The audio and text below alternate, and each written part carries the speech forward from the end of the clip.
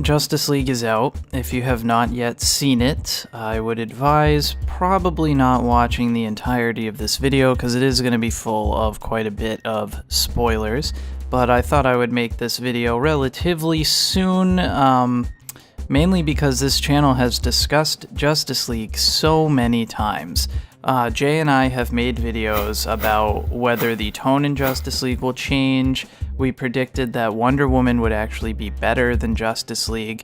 So I feel like we have done quite a bit of conversation leading up to this movie, so it only makes sense to talk about it fairly soon after it comes out. So as always for this channel, especially with DC movies, we're going to talk about how the critics responded. So obviously, we have a huge video series on this channel called Batman vs. Superman, The Critics Are Wrong, which ended up being like 7 videos in its whole little series. We're not going to have to go that far into the critics' reviews, but I will say that, yet again, there's quite the split between critics and audiences, especially when you go to the almighty Rotten Tomatoes. And so even when you don't look at the percentages, you have a huge split, once again, between audiences and critics. So either these critics are really fueling each other within a cycle, or they're just simply drastically out of touch with audiences. Contrary to last time, the critics don't have too many instances of being factually incorrect, which was probably the most annoying part of the critical response to Batman v Superman. This time, it just seems like nobody on the critic side, the professional critics, can really agree on what they didn't like about this movie. So, the first thing is, a ton of reviews are simply saying that Justice League it still isn't Marvel. It isn't quite Marvel yet. But, and I'm not going to hammer this point home, it's not trying to be Marvel. They definitely did lighten the tone. That hardly means that they're Marvel, that they're trying to be Marvel. They introduce some characters, especially the Flash, who are meant to be more funny. That's just their character. I don't see the universe lightening. I don't see the color escapes changing. I don't see the dynamics between the heroes trying to mimic Marvel. So again, please stop making this comparison. If we wanted Marvel, we would watch Marvel. We can watch them both and understand that they're different. Interestingly, a lot of the critics seem to like most, if not all, of the heroes. And even when a lot of these critics did pick certain heroes to dislike, they ended up disagreeing on which ones they didn't like. A lot of critics weren't into The Flash. They thought The Flash's comedy was too out of place in the Justice League universe.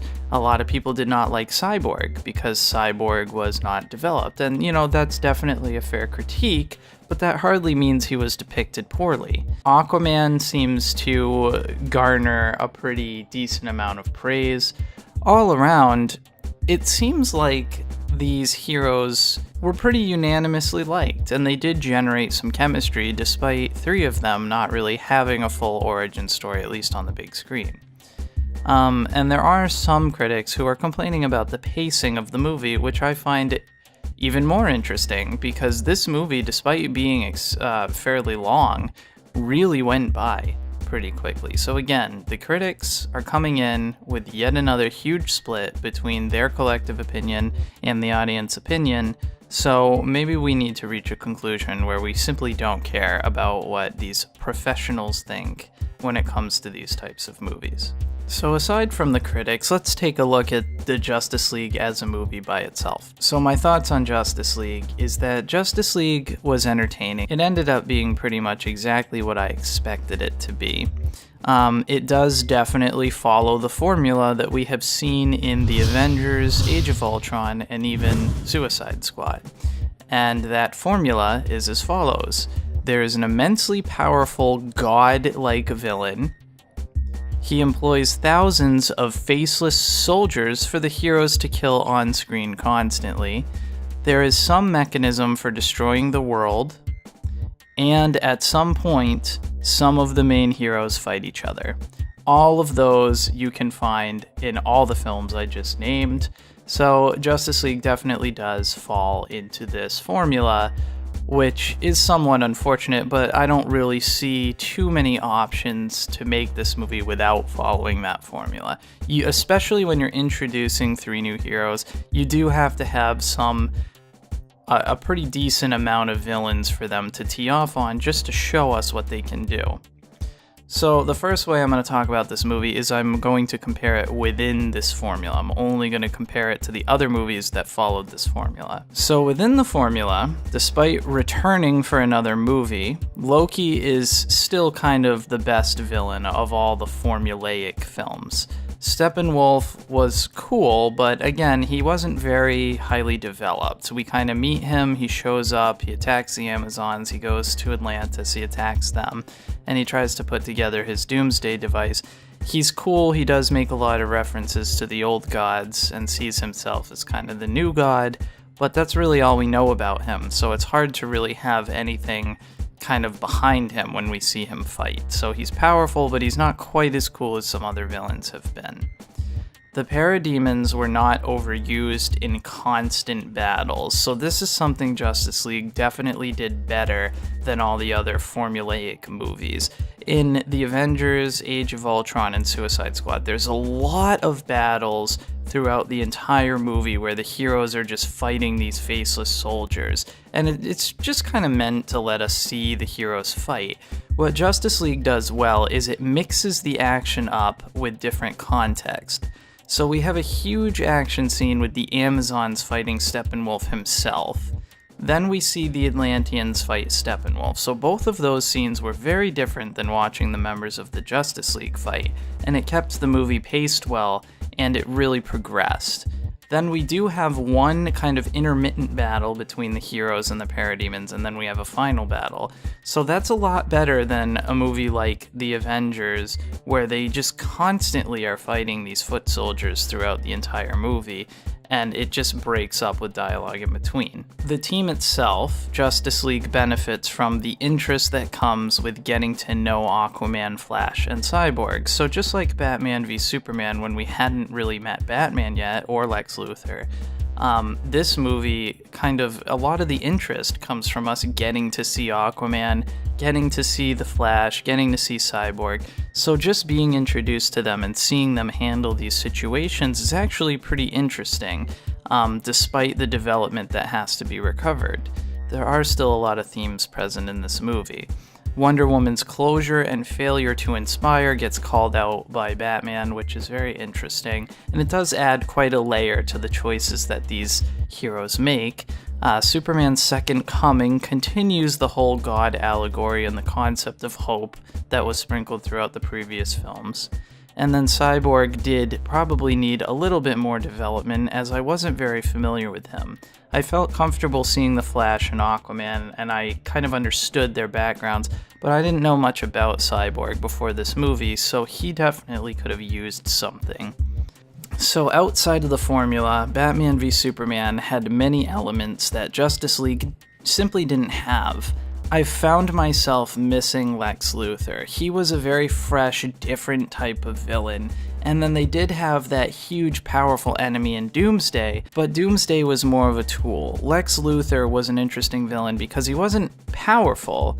He was just a great schemer. He was great at pulling the strings behind everything, and his personality, despite the controversy it created, I definitely missed.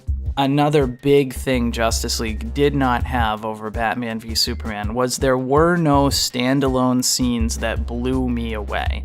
If you think back to Batman v Superman, when Batman goes into the warehouse to rescue Martha and just has this huge hand-to-hand sequence with a bunch of henchmen, that scene was one of the best action scenes in any superhero movie in a long time. There were some cool action scenes, especially with the Amazons fighting Steppenwolf in Justice League, but they just weren't quite as long of a take, and they just didn't quite have the interest, the stakes, and the choreography behind them. Another one you could even point to with Batman v Superman, even including these villains, was when Batman has his dream and goes into the desert fighting the parademons. Again, these were really cool standalone scenes, and there just weren't as many of them in Justice League. The heavier philosophical themes were definitely toned down in Justice League. There's a couple reasons for that. One, they did want to lighten the tone, but they also really didn't have the time to allocate to that like they did in Batman vs. Superman. The false god concept gets very vaguely continued, but then everything else, like the demons above and the concept of no one wielding such great a power, these are themes that are no longer really addressed. And my biggest complaint with Justice League is we lost the human element. So in both Man of Steel and Batman v Superman, we see a lot of regular people. We see the way that these heroes affect society. Batman v Superman had a whole court case, had a whole public kind of perception of Superman and of Batman, and they played a big role in their eventual fight. And it was interesting to see how these people affected the real world around them. Justice League has literally one small Russian family, and that's pretty much it for regular people. Granted, again, this comes with time constraints. They have to introduce new heroes, they have to introduce a new villain, they have to explain the plot, so it is difficult to work that in, but I definitely did miss the presence of society, the presence of the normal person, because to me, that is one of the biggest differences between DC films and Marvel films. So overall, given the limitations of a first team-up movie, this was about as good as you can expect. It's definitely worth seeing, the heroes are executed well, and the action is done better than a lot of other movies that follow the same formula. Critics, as usual, were far too negative, and they can't seem to agree with each other. It's definitely better than Suicide Squad, it's better than Age of Ultron, it might be better than the Avengers, but I don't think it's better than Batman v Superman or Wonder Woman. And we need to break this formula. I understand that Justice League kind of has to follow this formula, but I would like to see it broken. Maybe we can do something like Suicide Squad fighting the Justice League. Alright guys, so those are just some quick thoughts on Justice League. Jay and I are going to sit down and we're going to have a long conversation and really get into the decisions made behind this movie. If you want to hear more of our thoughts, or you have something to add, or you disagree with something, leave us a comment and we'll have those discussions and we'll cover them in a future video. And please consider subscribing.